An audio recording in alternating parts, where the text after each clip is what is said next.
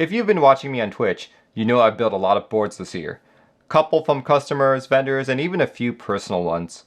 I just want to say thank you to everyone who has supported me this past year, because without you guys, this would not be possible. Without you guys, I would not be motivated, and without you guys, this would not be a joy to do. So thank you very much. With all the boards that I've had the pleasure of receiving this year, some definitely do stand out. My name is Merlin, your keyboard wizard, and stay tuned to hear my thoughts about my top 10 favorite boards of 2021.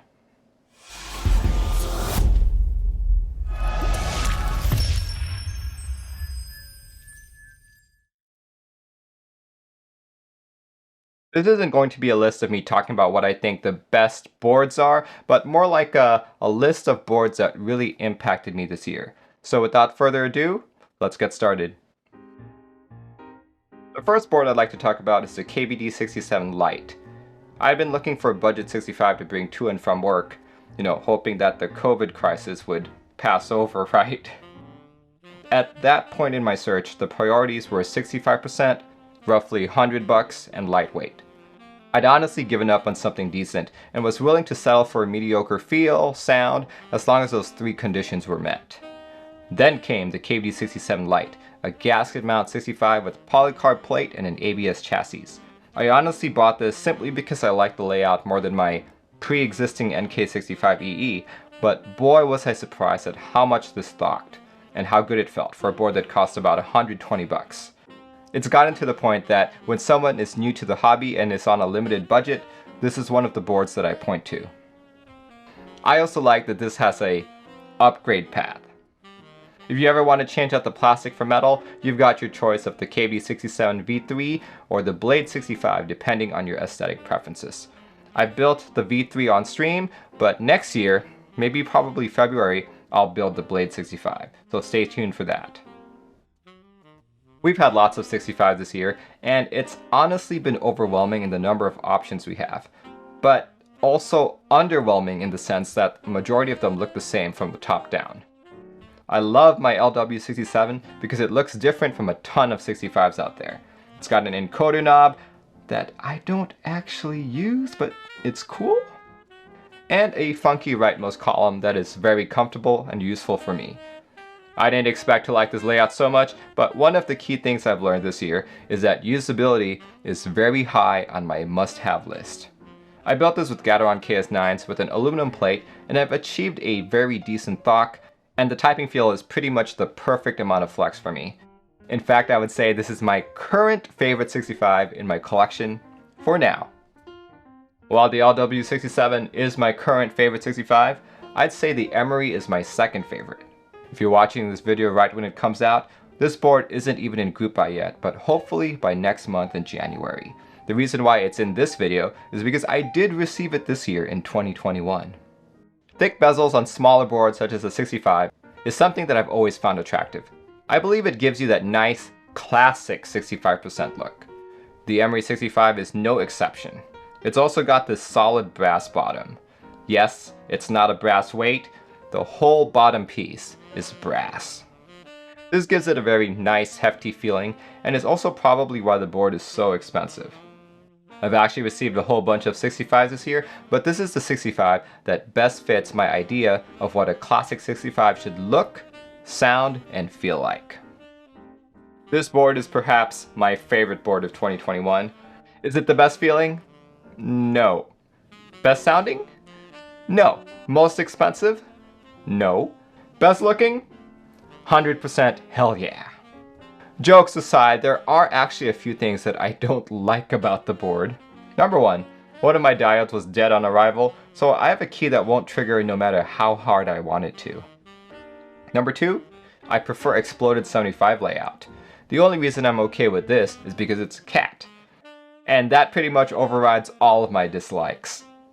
Number three, I've had to mod this board several times and help Heine with the firmware, which is fine and all, but having to remove the switches before I can remove the screws that connect the top and bottom piece can be so frustrating, so it hasn't been fun to rebuild this board several times.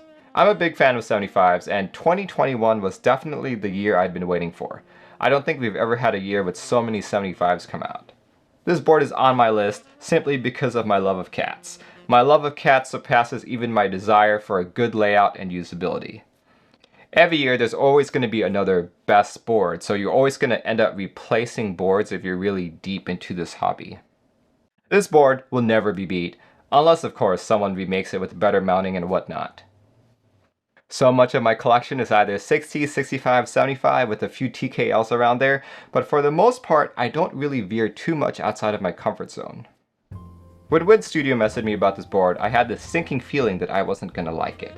I thought to myself, sure, it's cool that your plate design allows you to remove the stabs or install new ones even with the built board, but that numpad on the right is really gonna wreck it for me. And I ended up really liking this board. The carbon fiber plate and soldered flex PCB gives a very pleasant typing experience. I also think that having the numpad and main keyboard as two separate PCBs connected via ribbon cable added more to the flex.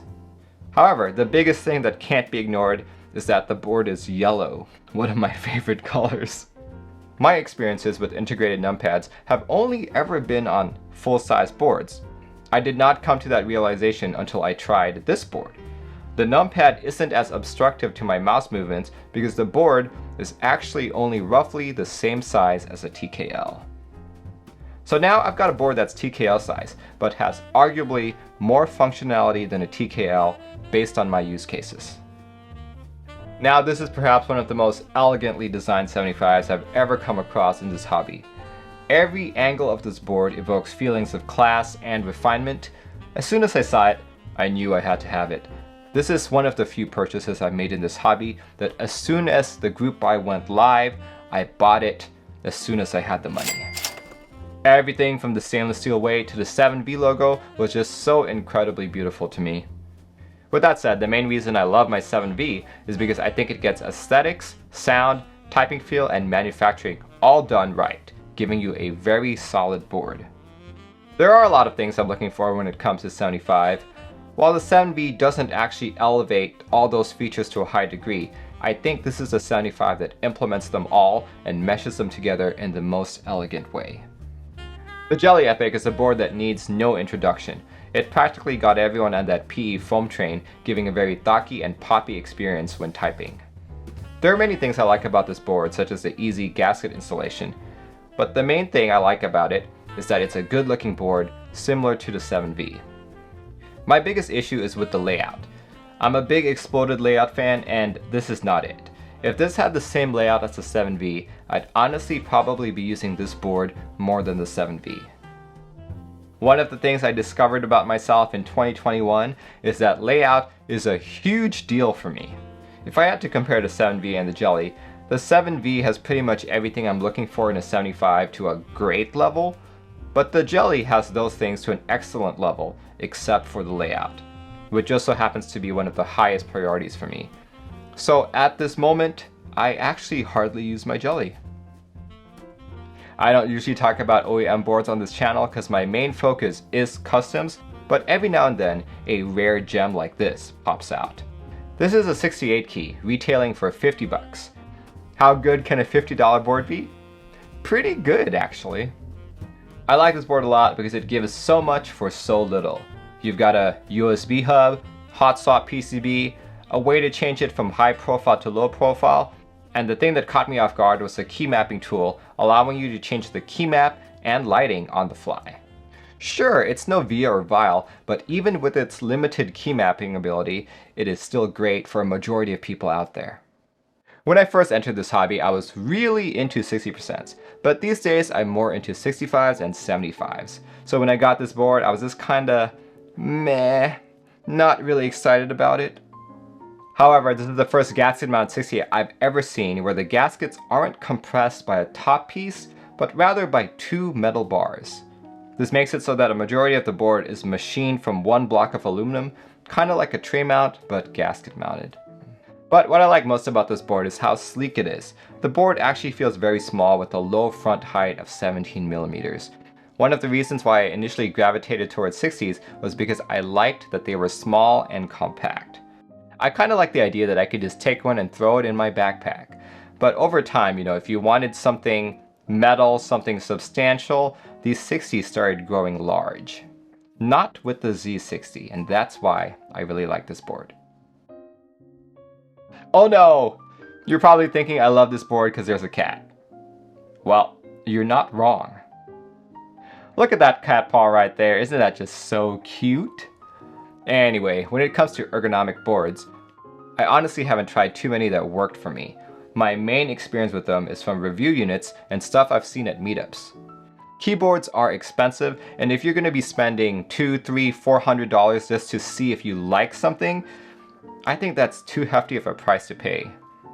Enter the Orange Boy Ergo, or OBE for short. You can finally try if you like ergo for only 50 bucks. I will have to say that I was hesitant when I received this. I was like, yeah, I've seen them all and none of them worked for me. But I was very pleasantly surprised. This is the first board that I actually enjoyed the ergo experience on. The encoder knob is a nice touch as well, but I'm honestly more impressed that I finally found an ergonomic layout that works for me.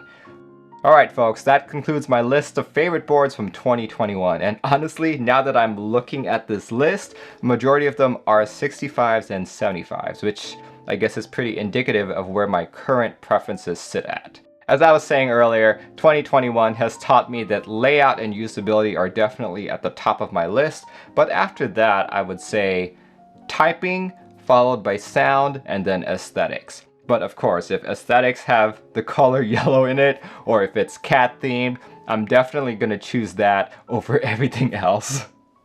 Anyway, it's been an awesome year, so thank you everyone for all your support. Happy New Year, and I hope to see you all in 2022. Goodbye everyone.